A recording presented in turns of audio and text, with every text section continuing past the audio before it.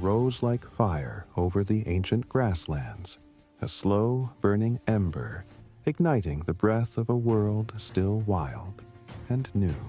The tribe moved in silence through the golden mist, their lean shapes painted with ash and ochre. The air smelled of rain and blood. The rains had ended, and hunger had returned. A young male, broad-shouldered, eyes sharp as flint, walked ahead. He was Korr of the Homo erectus kind, a hunter born beneath thunder and stone. Today, he led the foraging group toward the lowland marshes, where water still lingered, and fish flickered like silver ghosts beneath the reeds. They carried no words, only purpose. Women gathered roots. Children cracked shells for insects. Korr and two others stalked the shallows with sharpened sticks hardened in fire. Every movement was ritual. Ancient rhythm, survival etched into muscle and bone. But something was wrong. Birds did not sing. The air hung thick, heavy, trembling with a silence too deep. A ripple in the reeds, a shiver in the mud. Then stillness again. Korr froze, nostrils flaring. He felt it before he saw it. A slow wave beneath the water, long as a fallen tree. The marsh itself seemed to breathe. The water exploded. A shape like living muscle burst outward. Coils thicker than a man's body. Scales slick as black stone. The giant python struck with ancient power, its jaws yawning wider than the skull of a lion. One of Korr's hunters vanished beneath the wave with a choking gasp. The tribe scattered. Spears flashed, splashing through the muck. Korr lunged toward the thrashing shape, striking, shouting wordless fury. The python's coils wrapped around him, crushing, grinding his ribs, squeezing out his breath like wind from broken bark. He clawed at the serpent's eyes, feeling the pulse of life beneath its skin.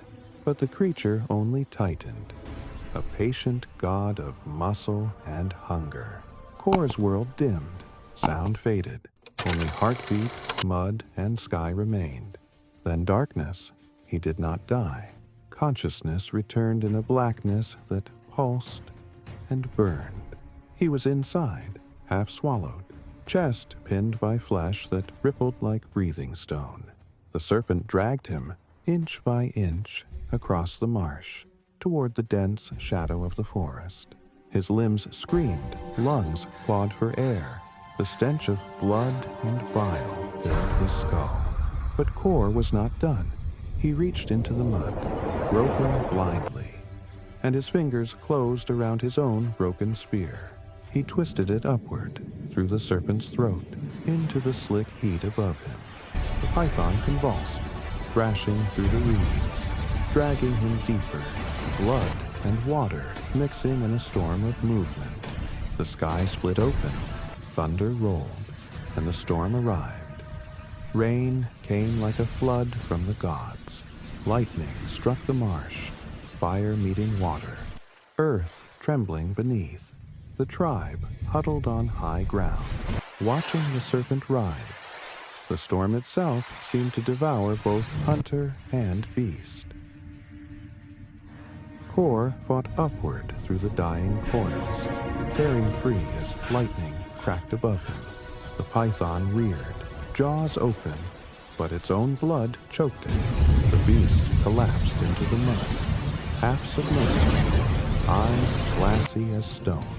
He lay still beside it, barely alive, lungs gasping for the clean taste of rain. Hours passed.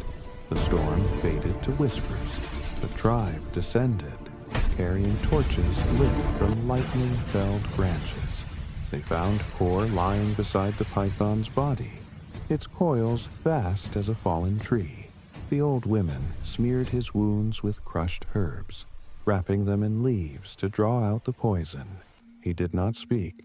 His eyes, pale, distant, looked toward the horizon where the storm had gone. That night, beneath a hollow cliff, the tribe built fire. They skinned the python, its hide thick as bark, shimmering under flame. The children touched it in awe, tracing the patterns of death and survival. Korr sat apart, silent, watching sparks rise into the night. His ribs ached with every breath, but he was alive. The elder approached, carrying a burning brand. He placed it before Korr, a symbol of strength, of fire that survives the storm. The tribe began to drum, hands on hide, feet in dust, a rhythm that echoed through the valley. They told no words, only movement and sound. The rhythm of a story that would outlive them all. The story of the man who was swallowed by the serpent and returned with fire in his breath. Dawn crept over the savanna once more. Mist rose from the marsh where the python's carcass still lay. Birds returned, singing cautious songs over the silence of death. Korr stood, his body marked with new scars, his spirit older than the morning sun. He turned toward the horizon, toward migration, toward life. Behind him, the tribe followed, footsteps fading into the dawn. And somewhere in the reeds, beneath still water, another ripple moved, small, silent, ancient. The world continued.